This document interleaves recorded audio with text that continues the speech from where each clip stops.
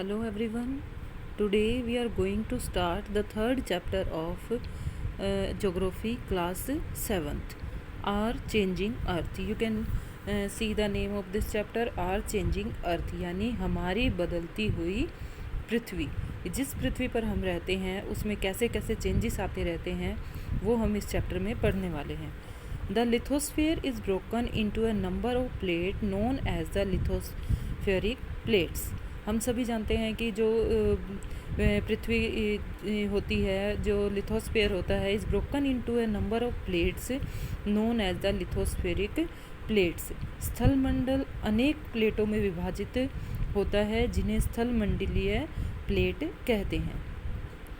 You will be surprised, आपको जानकर आश्चर्य होगा, to know that these plates move around very slowly, कि जो ये प्लेट्स होती हैं, जो धरती के अंदर जो प्लेट्स होती हैं वो धीरे धीरे मूव करती रहती हैं। There are 7 major plates inside the earth, just a few millimetres each year.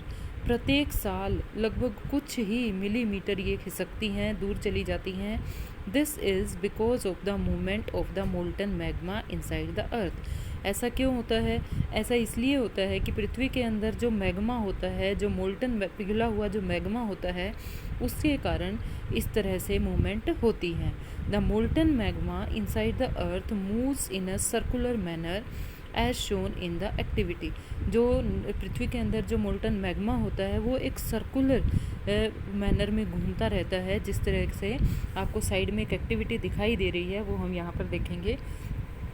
इस एक्टिविटी में दिखाया गया है कि एक बीकर लिया गया है, उस बीकर के अंदर पानी भरा गया, उस पानी के अंदर कुछ गोली सी बनाकर कागज़ की वो रखी गई और उसके नीचे आग जला दी गई। जैसे जैसे पानी गर्म होता है, ये जो गोली आपको दिखाई दे रही है ये ऊपर उठने लगती है, यानी जब चीज़ें इसमें से गर्म हो जाती है, धरती के अंदर जो गर्म हो जाती हैं तो चीज़ें बाहर निकलने लगती हैं, यानी पृथ्वी के अंदर मूवमेंट शुरू हो जाती है। The movement of these plates cause changes on the surface of the earth. इन्हीं मूवमेंट के कारण पृथ्वी के ऊपरी भाग पर चेंजेस होते रहते हैं। The earth movement are divided on the basic of the forces which cause them. अब अर्थ मूवमेंट को यहाँ पर डिवाइड किया गया है कि किस तरह से हैं ये। These forces which act in the interior of the अर्थ। जो फोर्सेस धरती के अंदर होती हैं, इंटीरियर पार्ट में होती हैं, दैट आर कॉल्ड एंडोजोनिक फोर्सेस, उन्हें एंडोजोनिक फोर्सेस कहते हैं। और जो forces that work on the surface of the अर्थ, और जो पृथ्वी के ऊपर होती हैं, दैट आर कॉल्ड एक्सोजोनिक फोर्सेस, उन्हें एक्सोजोनिक फोर्सेस कहा गया है। ये नीचे फिगर्स आपको दिख रहा है, earth movement, endogenic forces, exogenic forces. Endogenic forces के कारण क्या क्या हो सकता है? सडन फोर्सेस हैं, डायट्रोफेसिक फोर्सेस हैं, अर्थक्वेक आ सकते हैं, वोल्केनो होता है, लैंडस्लाइड्स होती हैं, बिल्डिंग माउंटेन्स होती हैं। और जो एक्सोजोनिक फोर्सेस होती है उसके कारण क्या होता है? रिवर, विंड, इस तरह की ये जो एक्टिविटीज़ होती हैं वो होती हैं। यहाँ पर आप इसमें देखेंगे लिथोस्फेरिक प्लेट्स, ये क्या होती हैं? The earth crust consist of several large and some small rigid irregularly shaped plates which carry continents and the ocean floor।